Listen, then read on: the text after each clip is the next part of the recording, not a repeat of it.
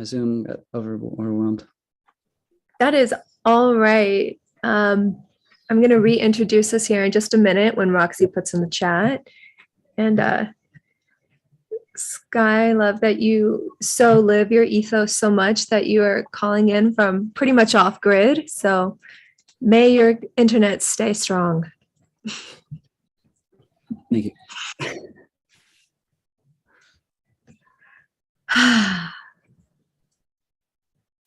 All right, everybody. So we are back here with Regenera Rising with the Design Science Studio. My name is Marley Benedicto. I'm the founder of Harmonize and Gaia Temple. And I love bringing together artists, activists, trailblazers, and luminaries who are really cultivating their passion, their skills, and their imagination to activate their voice, to inspire others into the potential that we have as a collective to create meaningful regenerative change. And today, I'm so grateful to have Virginia Salas Castillo with us, founders of Human I Trust, and Sky, a documentarist who is creating a movie right now to protect the second largest rainforest in Central America. Virginia has introduced herself and shared her deep passion for bringing that spiritual kumbaya, playful spirit into places like the World Economic Forum to bring an awareness to how we can all really synergetically weave together a new world through joy and clear seeing. And thank you, Virginia, for introducing yourself. Sky, we're going to go ahead and bring you on now so that you can talk about your project and how this really came to be. Thanks for introducing yourself. Yeah, thanks for having me, everyone. You guys speak very naturally. I'm very impressed. I usually don't do these online things, but I'll do my best. Well, I started with the idea of making a film. I think I should put it in context of if for people who aren't aware of what's going on in Southeast Mexico, there's a speed rail that's being built.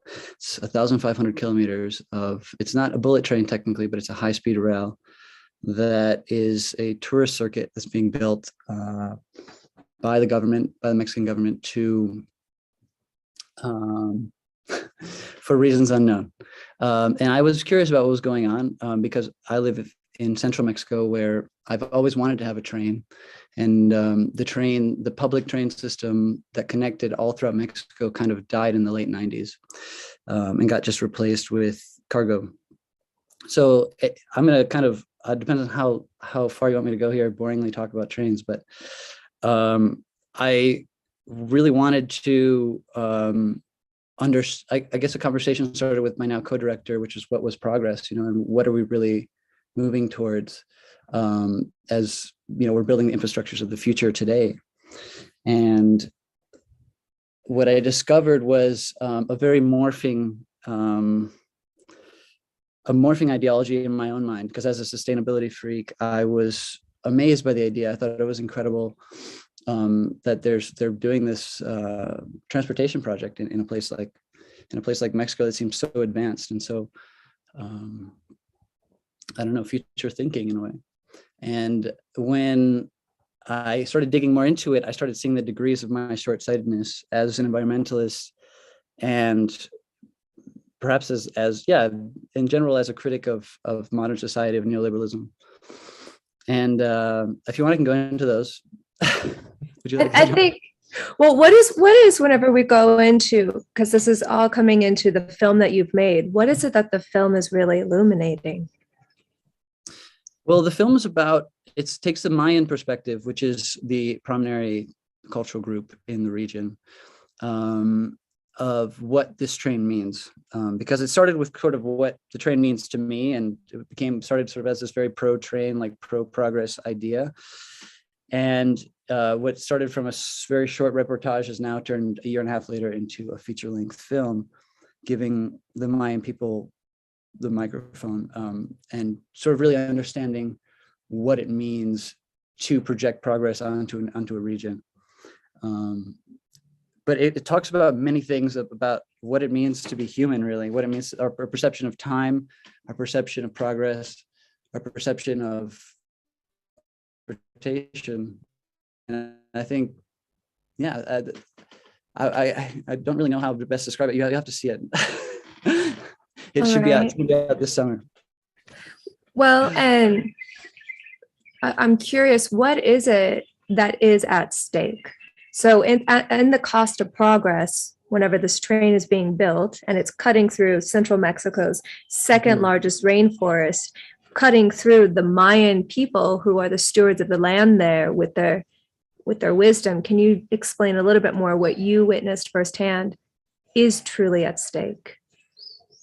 Well, yeah, I think what's truly at stake is the livelihood of 1.2 million Mayan people. And when I say livelihood, I don't mean like life, I mean lifestyle. There's something so beautiful. I've spent most of my life trying to understand indigenous mindsets and land protectors in Louisiana and Northern Canada, and understanding like what that means to think that way. And I'm sorry, what's the question exactly? I think. Well, you're speaking to it. You're speaking towards the loss of the Mayan culture.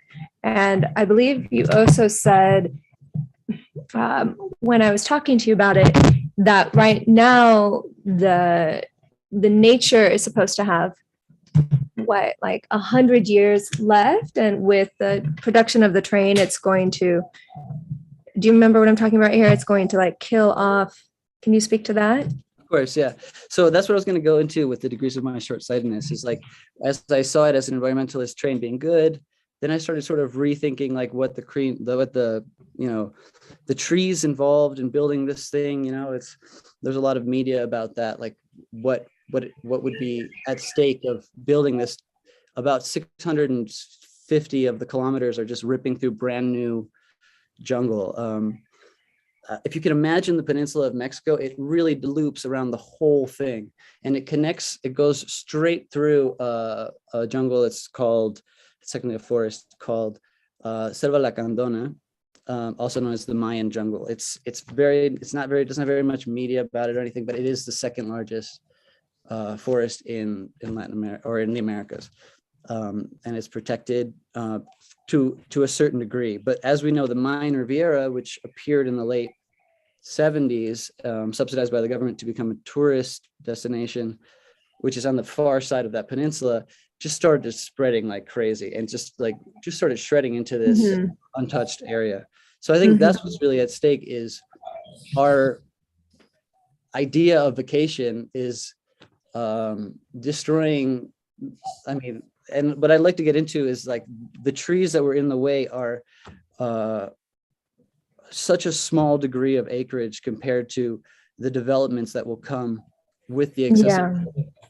And I think that is a really important thing to talk about, because like people are very often like kind of short-sighted, talking about the J wires that weren't going to be able to cross the tracks and the trees. And I mean, we're talking about one of the largest investment platforms in the world right now exists in that region. And millions of dollars are pouring in every day into buying indigenous land and building massive, basically Lego housing for people to come either on timeshares or, to buy it as an investment plan, basically. A lot of times people not even living there. So this is, anyway, that's sort of the catastrophic idea at large. And I'd love to show like a little section or teaser of the film so that you can great. We'll come back to that. And so just sort of what I'm hearing you say is this high-speed train that's cutting through the rainforest isn't just a train track. It's actually going to create development all the way along the edges of the train track for people to move into territories that are currently inhabited by the Mayan people. And what's at stake there is that culture. Absolutely, yeah. I mean, just to give you a small example of what I'm talking about is this. Well, let's come back to it, okay? But pin that thought. Thank you. I just want to make sure that we have time to go back, because you guys have such yummy subjects, the two of you, and I really would love to create the bridge here. So here we're talking about creating a film and creating a documentary that's about protecting the rainforest. And with Virginia, you're working really more in the digital sphere of regenerative finance and crypto. And I'm really curious, can you explain to us, how did you even begin to bridge those fields? How did you begin? What is regenerative finance for those of us that don't know? What is an NFT for those of us that don't know? And how did you think, I'm going to take this thing that seems so far over here and connect it to environmentalism? Mm, wow. Yeah, I don't think it's far at all. I think that they need to be integrated, and that's kind of what the future looks like. And I'm super fascinated listening to you, Sky, and I'm excited to watch the teaser. This sounds absolutely incredible, and yeah, very aligned to everything that we've been dedicated to as well. So yeah, what is an NFT? Can I get a raise of hands for anyone that doesn't really understand it, or has or a lot of people are off the camera right now, but okay. But yeah, just like a one in the chat or something like that to understand people's levels of understanding NFTs and stuff like that. Okay. Is that a cactus? That is definitely a cactus. We've taken a couple NFT classes here for those of us that are part of the Design Science Center cohort. So there's an okay understanding, but maybe you can speak to how it relates to the projects you're doing. Yeah, absolutely. So an NFT is essentially a smart contract on the blockchain with which you can, really encode anything with, right? So NFTs are kind of doper than, cryptocurrency itself, because they're like a little treasure vault. And you see the image on the outside, right? Like, let's say right now you could take a screenshot of me and you could NFT that. And so, you see the image and you're like, okay, well, that's the NFT. Well, not really, right? It's a part of it. It's the image of it. But imagine you can store behind that image all types of things, right? And it could be a digital thing like music or another piece of art or whatever. I'm actually writing a book right now as NFTs. So each chapter is going to be a different NFT. And so when you buy the NFT, you get to download, the PDF of the book as well as me reading it. So, you can store different things. And when I heard about NFTs being sold for $60 million, like Beeple's famous NFT. And, now we have the Bored Apes, which are an incredible case study to watch as well. These, 10,000 monkey pictures that are now going for multi-millions of dollars that, initially were maybe $300 or $500.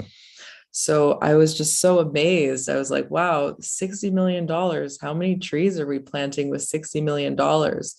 And it's cool because a lot of these NFT artists are actually planting trees with, the money or donating it to charities. And so I think that blockchain and cryptocurrency is this incredible opportunity for the redistribution of wealth. And what I've been devoting the last 6 years of my life to is educating our community and as many people as I could on, blockchain and crypto fluency, to be able to adapt some of this technology to bring the wealth into the conscious communities and help regeneration. And so, yeah, so ReFi stands for regenerative finance, essentially utilizing different financial tools that are doing more good than they are extracting. And so it's this, just re-engineering that we get to do of saying, okay, well, all right, if there's a $60 million NFT that's being sold, and maybe a lot of people are donating money, maybe they aren't, let's just have that be part of the functionality, the utility, the treasure chest. How about we create NFTs and then download was NF trees, yes, to plant trees. So yeah, I thought I had this incredible download when I was in Costa Rica. We were at breakfast with 10 of my friends, and then my co-founder of the Human Trust Foundation, Jonathan, was there with me, and we were just so excited, so lit up. And we had another artist at the table and a musician, and we were talking about all these different NF trees that we could be making. So yeah, after kind of getting to work and just conceptualizing the whole thing, we launched our first NF tree collection at Art Basel in December. We sold 10 NF trees and planted 325,000 seeds in Hawaii so far, in Kauai, where we're remediating the soil that was poisoned by Monsanto with hemp. And so we have around 170,000 acres there that are available for remediation. And we've built an NF tree collection that is replanting 17 billion trees. As it currently stands, it's valued at $200 million. And that's kind of like the first piece. And now we have a lot of amazing collaborations coming up with galleries and artists. We just got connected to Embassy of the Free Mind, that have the largest esoteric collection of books in the world aside from the Vatican. So like early works of Plato and Socrates and things like this. And so it's really cool because we get to regenerate the world with art. And, you know, in the case of the Embassy of the Free Mind, a lot of these artists and like the works are extraordinary, have been persecuted for, you know, their open thinking, their free thinking. And now we get to utilize that art to plant trees and do good. And the collection is called the Earth Trust. So essentially we're building a trust fund for the earth with NFTs, and NFTs are the first part of that, but we're also planning to clean waterways and invest in education, orphanages. I have this dream as well of making orphans trust fund babies with NFTs. And so it's just, you know, the list goes on of all the fun that we can have. And essentially it's a collaborative collection. So we're looking to collaborate with thousands of different artists and nonprofits and creators to come together to, you know, be financial stewards for the earth.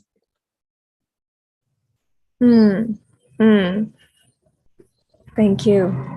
Thank you for doing everything you're doing. I remember when we met back in December at Out Basel at that first NFT launch, and it's been such a pleasure to be following your journey, watching as you go to Hawaii and you're planting those trees and really helping contribute to a regenerative planet. So thank you so much. What I love here is I feel like we have like such a span between the two of you, and I know that regeneration and sustainable living is something that's important to really both of you. And Sky, I'd like to bring you forward a little bit, the way that you were raised in a very close to the earth, considerate way that is extremely sustainable with your home, with your personal lifestyle. And I'm curious, how does your passion for this subject, how does that inform the film? And where are the bridges there? Yeah, sure. It's a big question. I think everything in a way, because coherence. Well, I guess I can give you a little bit of the backstory. My parents built a house that, from the ground up, using the materials on the land. We catch all our own water, and we live completely off grid. We have, of course, solar, and we grow as much food as we can, considering how dry it is. Half the year we don't grow barely any food. But it became like clear to me, let's say, not like clear, but very clear, that it's possible, you know, it's possible to sort of change the way society is mass believing itself to be. And that, I think, is the structural skeleton of like everything I work towards, is understanding that it's possible. It's not like a whatever, like it could be kind of thing. And I studied LCAs, which is life cycle assessments, for a while at Columbia, and it was brutal to see like the micro every little thing you do, everything you make, everything you touch, and the impacts that, you know, no one has an idea, that no one understands the impact that they make and they do in the world as they maneuver it. And the last series I worked on was all about that, and it got like really nitpicky and sort of overwhelming, I think. But and then I realized that, yeah, like a lot of the change that has to happen is spiritual, and understanding that we can live simpler, have simpler lifestyles, and find joy in things that aren't as jet setting and as Instagrammable as they are now.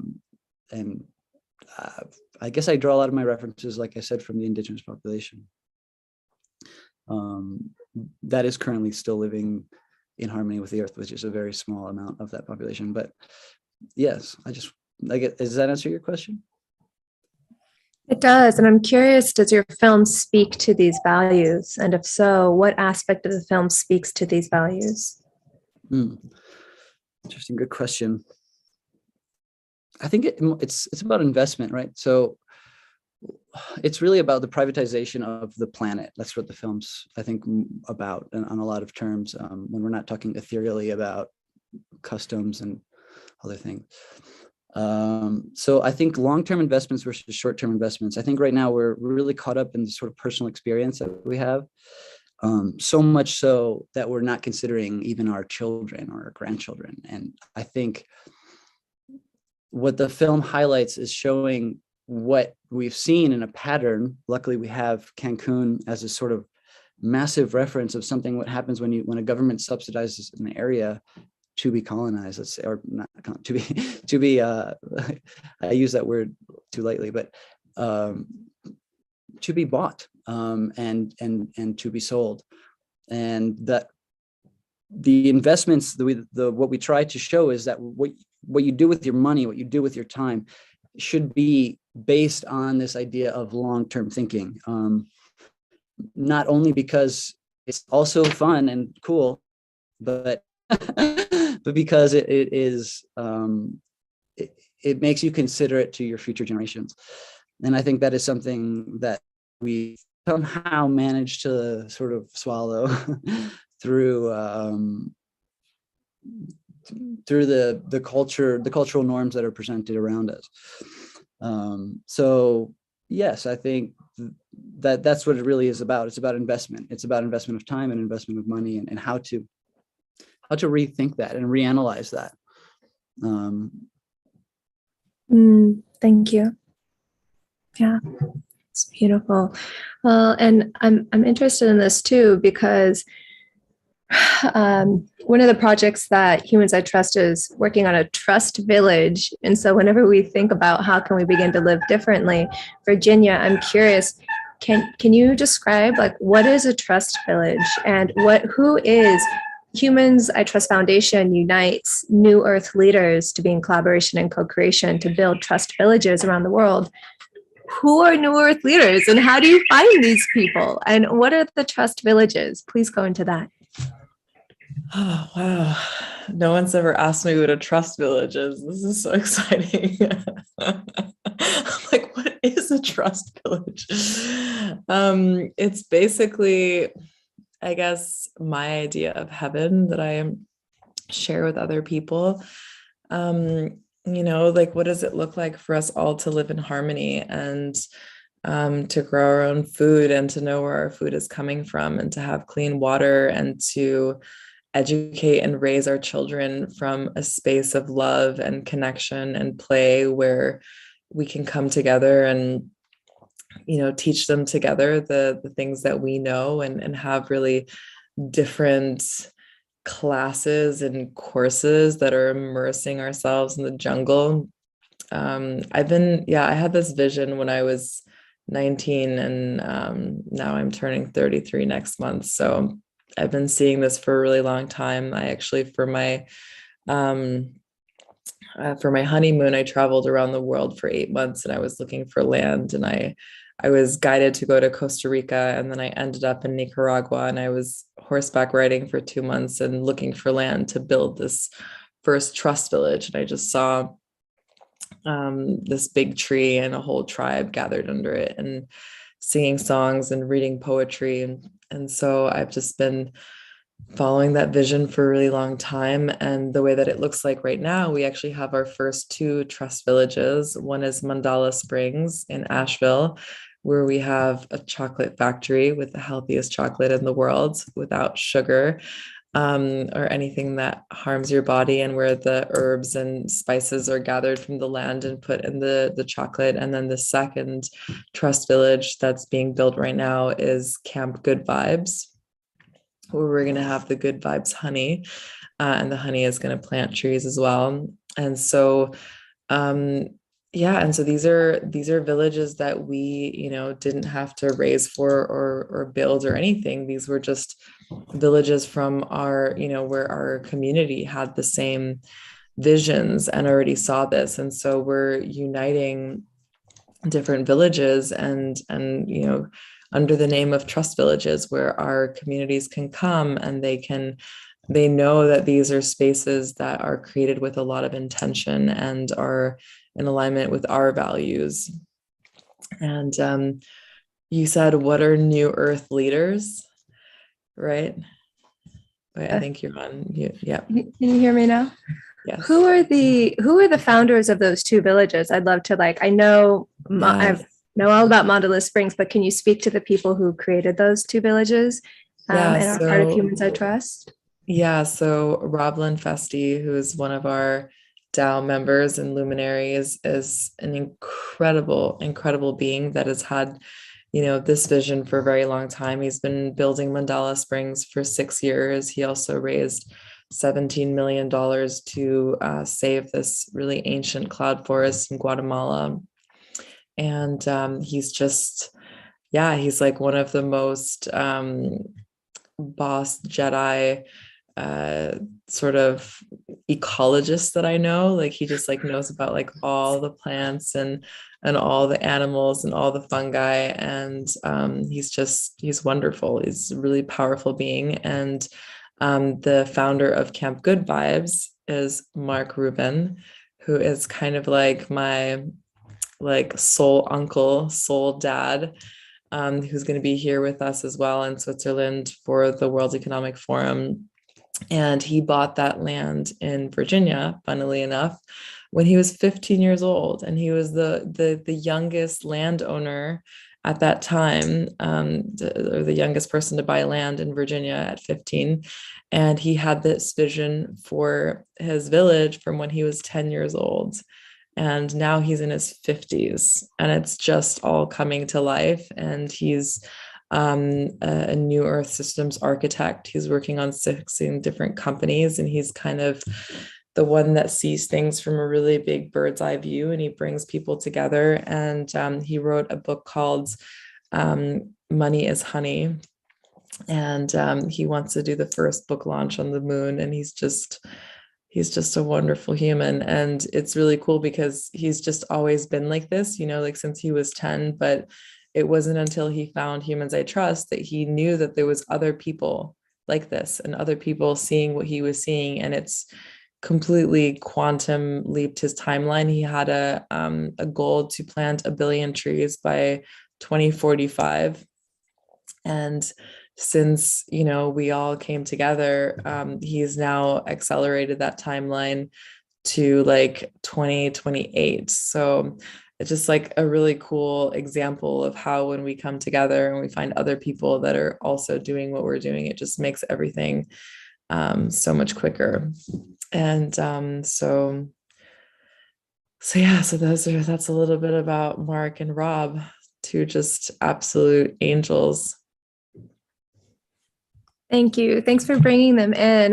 One of my favorite things about Human I Trust is the compilation of really unique, vibrant humans that make it. And there's no way that any one person could do what it is that we can do when we really come together. And so the second part of that question was, the foundation is comprised of New Earth leaders. I'm curious, how are you finding these unicorns? How are you finding these New Earth leaders that want to launch books on the moon and plant 2 billion trees and have chocolate factory sugar-free properties? Like, how do you find them? I beam out a rainbow straight from my heart, and then they see it, and then they jump on it, and then they kind of like slide with me on cloud castles. Yes, I'm a pure testament to that. That's exactly how it happened. That's exactly how it works. Yeah, it's like it's really attraction. There's actually a really good video of me on YouTube.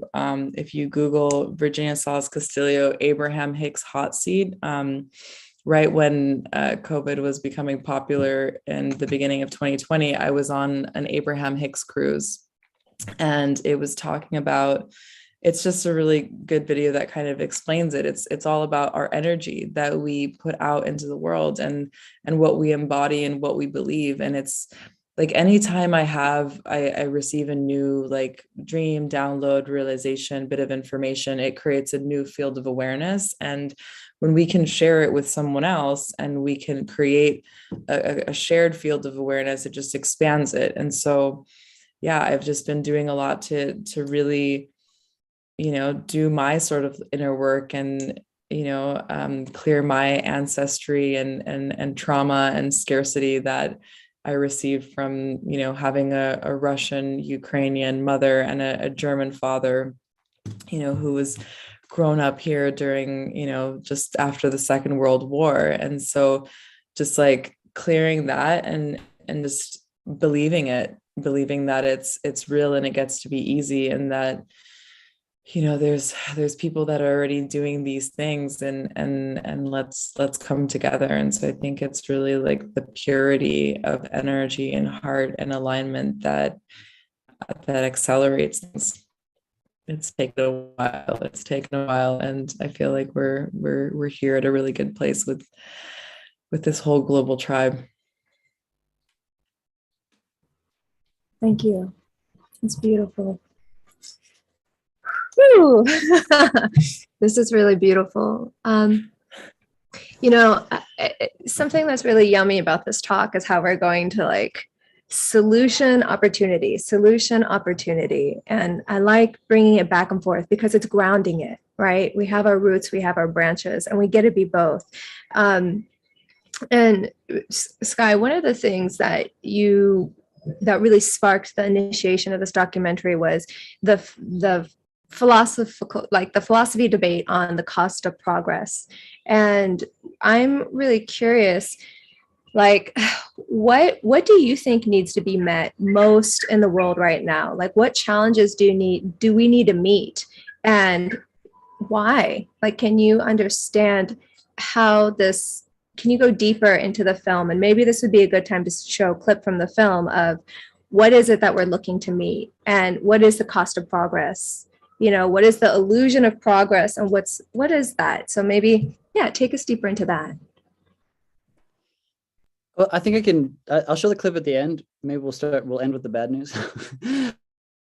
I think the trailer that I'm going to show you kind of does show a little bit about that, about what's at stake.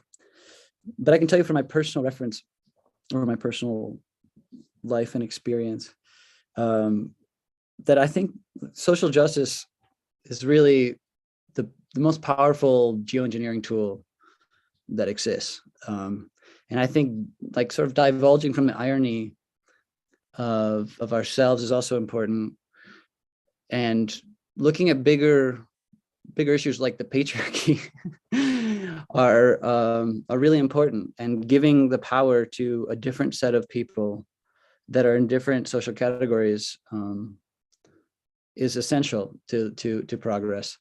I think, what else? I think we should give all land that is not owned privately right now, while there's the little that's left, to the indigenous groups that are respectable enough to actually maintain it that way. Completely, I guess I have a lot to say on the subject, but there's an inner progress that kind of has to happen in a lot of people. And I really don't blame people for climate change. I don't blame individuals, but it is really important to look into ourselves and try to find a better version of ourselves that we can kind of perpetuate, if that makes sense. I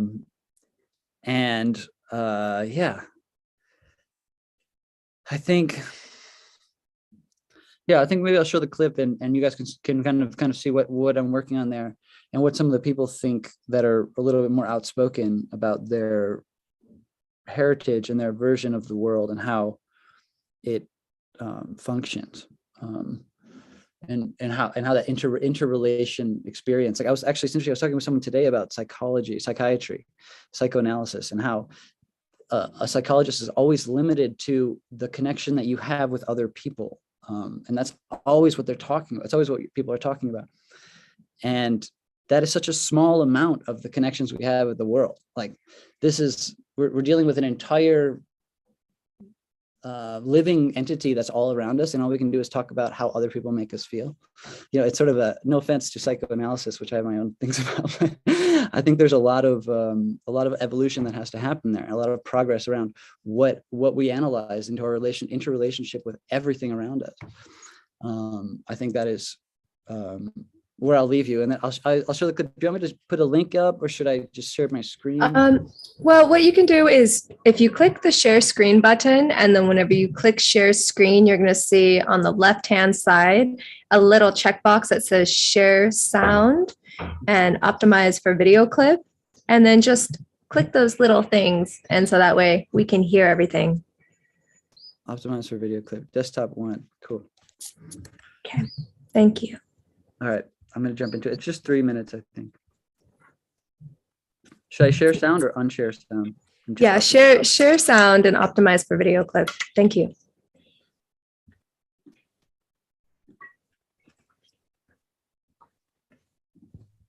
Sorry, I just have to get permission.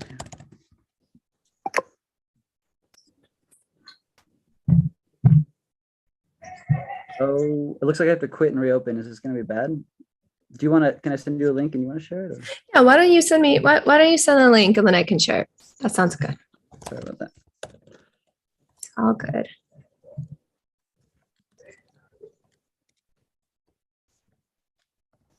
I'm going to drop it in the chat so you guys have it. And you're okay with everybody having access to this video after the course? Yes, after this video is live. Yes, it's okay. Okay. To everyone. Great. So let's see. For some reason, I'm not able to open Vimeo. Do you want to try? Virginia, and see if that's something that you can do? Yeah, Vimeo is blocked in Bali, actually. Yeah, now that you say it, I can do it. Wow. Thank you. Cool. Appreciate that. Yeah, it's so sad. Mm. Let me see where. I think while we're loading this, I just wanted to really quick sort of add some of the racist qualities of the revolution that is taking place within that movement of what we're about to see, because there's been a lot of highlighting of sort of white activists that are talking about the jaguars and the trees, and there's really been absolutely no mainstream media about the 1.2 million Mayans that are living in the area that their lifestyles are in risk. And the hundreds of activists that, you know, are working hand in hand with top biologists are not being heard just because of sort of their. So that is a part of progress too, is understanding that we need to start listening to the voices of different groups of people that are more integrated to the problem. Do you see a solution for getting those people's voices heard? Creating that integration? Hopefully this film will do part of that job. Okay. Great. Okay, great. I have now logged into Vimeo. All right. Look at this teamwork. Thank you. Yes, absolutely. Share sound. Okay. Let's see.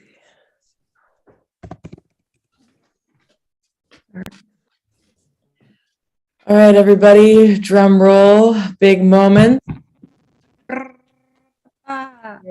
Screening here. El espejito, the little mirror, is that what it is? El espejito? Beautiful. Yes.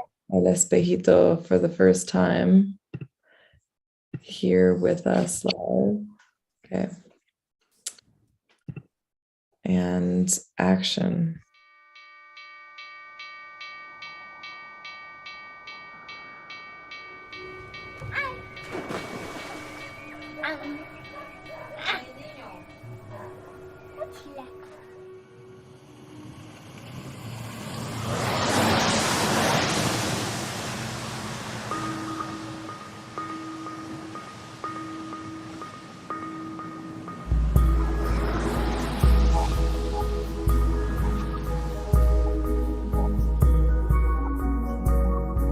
Y nosotros nos estamos preparando,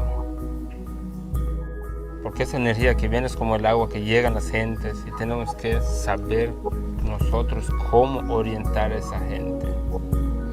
Si en un cenote entraban diarios 100 personas, con el tren van a entrar uno.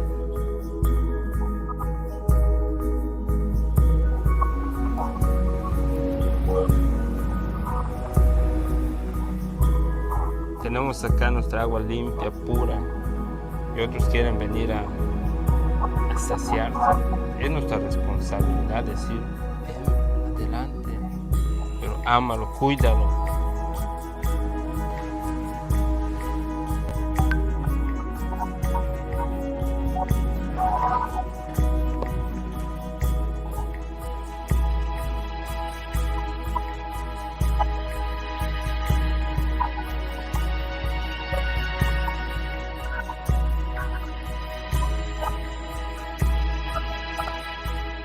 Siempre todo nos lleva a lo mismo, ¿verdad? A trabajar con las grandes empresas.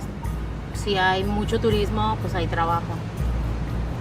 No hay otra cosa. Sí, la verdad.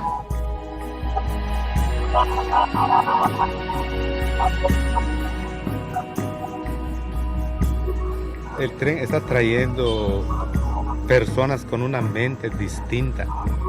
¿Qué es la mente distinta? ¿Qué es lo que quiere la gente? Esas grandes compañías no quieren el beneficio de nadie, quieren su propio beneficio. ¿Cómo van a lograr ese beneficio? Arrebatando la tierra. Entonces, esas personas van a venir de otros lugares y los van a engañar. 500 años después, se presenta el dilema otra vez, el espejito a cambio del oro. O sea, así con eso terminamos. Es un magnífico mecánico, arregla todas las motos. Sí.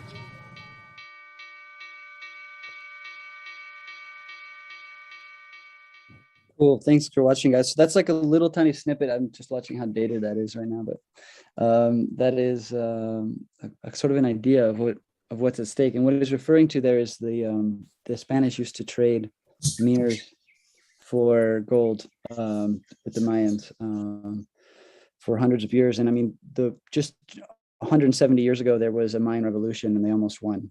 So that is something to really keep in mind. They're really one of the last uncolonized regions. Ideologically, let's say, at least in this part of the world. So yeah, I just want to thanks for watching. And so Sky is, thank you. It's absolutely a piece of art. And I think that's what makes it so compelling is that's how we get people to listen is we make things of beauty that compel us to go deeper. And that's really what this film does. I'm curious, what is the impact that releasing this film on a large scale way could have? So yeah, right now, what a lot of the activists are talking about is, as the region, as I mentioned, it's a 1,500 kilometers that wraps all the way around through, imagine Cancun being here and Chiapas being here. So it kind of cruises all the way around. And this section already had a train that existed for almost 80 years now. And that stopped being a passenger train, and that makes total sense to be refitted and kind of reused for the people to travel by train. This actual section of the train is a really good idea. But the 650 kilometer part that it wraps below and goes through the jungle, that is basically going to just shred to pieces any virgin landscape in Tulum, Bacalar, Escárcega, Felipe Carrillo Puerto. All these are places that are sort of, are feeling the intense like surge of northern, let's say Western money coming and buying it out. And it's just starting in Tulum. So if you can imagine Tulum's here, it's just going to wrap all the way around, and all of those regions are just going to get completely wiped out. So the plan now is to since they're right here, they've just gone to Cancun. Right now, everyone's putting all their effort into making sure that it doesn't happen. So we're releasing this film as quickly as possible to try to make sure that they can use this as a tool to persuade the masses, basically, that it makes no sense to have a train there. And in fact, that section of the train could be used to connect all the way to Mexico City, the area of train that already is from Chiapas, the start of this could have been used to switch over, and all those resources could connect to the rest of the country and actually make it a viable form of public transportation for people to go on vacation to regions that are already have been, splurged by the riches of comforts. So that is kind of that is the main goal, is to just redirect those resources and change and leave the area as it is, essentially. Okay, beautiful. And what is it right now that you need support with? Like, how can we help you as this one person, really two people? It's just you and your co-director. You guys have done so incredibly much together as two people. What do you need? How can we, with foundations like Humans I Trust, foundations like Design Science Studio, like Gaia Temple, and Harmonize, how can we give back to support through our networks? Well, I think right now we're raising, we have like $20,000 that we still need for distribution. So we're raising that money right now, but it's kind of all done kind of like, if you're interested in giving to that, you would be given associate producer credit. And that would be kind of, that's the money section. But the main section is, I think, being able to share it and giving it the credibility it deserves, as mainstream media could possibly kind of try to push it aside. To avoid the conversation involving their populists, let's say, to keep it kind of simple. So yeah, it's really about giving this thing credibility, and please reach out to anyone who is interested or has something that comes to mind that is relevant or relative. We're still looking for just a distribution plan. We're really improving it right now with our two producers. And we're looking for more people to come be a part of it and help us push it as far and wide as we can, because Mexican television is not interested in buying it. And yeah, that makes sense, right? I'm curious for you, like, let's just say you have a magic wand and for a second you can suspend all disbelief. But if you had a magic wand and this was like the most mesmerizing, captivating, like perspective changing distribution, who would you want to partner with? Who would be the people on your platform, part of your campaign? Where would you be showing this? Like, bring this into the imagination and like really don't hold back. This is your magic wand moment. What would you really, really want to create with specifics? Well, honestly, it's just about reach, right? So if you want to talk about reach, I think it's just about having it kind of be on the biggest platforms that exist out there, which unfortunately right now are things like Netflix and Amazon Prime, which I think, it'll eventually hopefully end up there. And I think that besides that, the people I'd like to be involved are absolutely anyone and everyone who'd like to be. And the more recognized your name is, or something like, for example, the artist of Café Tacuba, who's a very kind of the rock star, sort of like the Flea of Mexico, is in touch with us, like putting his support behind us. And it's cool to to have this sort of name, but anyone in particular, it doesn't really matter. Anyone who's interested in stating the patronage of Mother Earth and like an understanding that we have a lot of evolving to do, and I would be honored to work with. And the more reach they have, the better. Thank you so much. Yeah, thank you for sharing that. Wow. So as you go into this, there's a shared passion here to save the trees, to plant new trees, to preserve culture, to create progress with an awareness of like, what is the way that we can create progress that's really considering all sentient life. And Virginia, I'm really curious, whenever we go into this really impressive foundation that you've created with Humans I Trust, and also what I resonate with you on is your imagination and your creativity. Like, what is it that, looking at this project and knowing the people that you've met and the expanse of things that you've seen done, where could you see this going? And how could something like NFTs help actually bring money to fund this project? Yeah, absolutely. I think you mentioned the producer credit, right? So it's like, that's such a value for people that want to, become a part of this world, of the art world, and of the the film world in a bigger way. And so there's also a way to raise with utilizing NFTs, and it doesn't it doesn't only have to do with raising capital, but also raising awareness. And like the doors that are being opened to us, with the Human Trust Foundation and with the Earth Trust, are so expansive and wide at the moment, because so many people want to get into NFTs, and so many people want to tap into this multi-billion-dollar market. And so it's just like creating more opportunity and conversations. And I think with this documentary specifically, like that could also be the case. So I think there's a lot of, just like ideas and fun to be created. And Sky, I'd love to be a support in any way that I can. So let's definitely stay in touch. And if it's either with the NFT angle or also just introducing people. I mean, I don't know if you know Abuelo Antonio, he's the leader of the Mayans. So like, fun fact, I started the Mayan cryptocurrency fund when I was living in Tulum. So Abuelo Antonio, I think, is a really wonderful human to be connected with this project. And he has a lot of supporters and a lot of people that want to, be connected and support the Mayans. And he's not only the leader of the Mayans in Mexico, but in entire Central America. So that's an amazing person. And then, introductions to potential donors and investors and people in the media space. And I think you're right in terms of the biggest platforms, Netflix and Amazon. It is important to give it that global reach. Thank you so much. Yeah, I'm really looking forward to it too. Let's stay in touch. Yeah. Thank you for the amazing work that you're doing.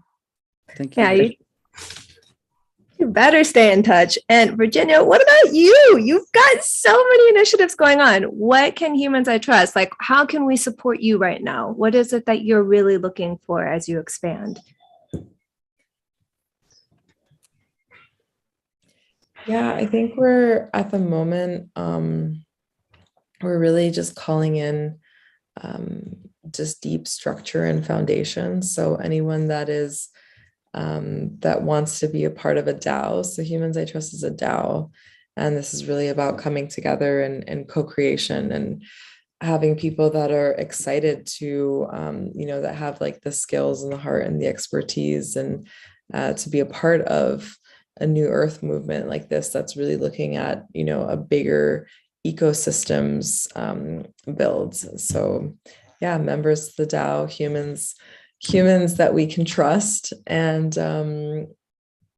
just anyone that's interested in planting trees. If you want to plant trees or have connections to big corporations, that should be planting trees, that need to offset their carbon, that have the ability. It's like us as Earth warriors. Sometimes we're just like, like burn them all down, but what does it actually look like for us to collaborate, right, with like Coca-Cola or Shell or some of these companies, right? Like, how can we bring more consciousness and awareness into these organizations? And I've met people recently, Marley, since you and I had this conversation about Coca-Cola, it's been coming more into my awareness. And so creating NFTs for, artists, influencers, corporations to actually do good and to utilize their influence and these funds for good, and where they also benefit because they get an NFT with it, and they get to hold an investment in their treasury. So so planting trees and members of Humans I Trust that are here to really share with their hearts and create from their hearts.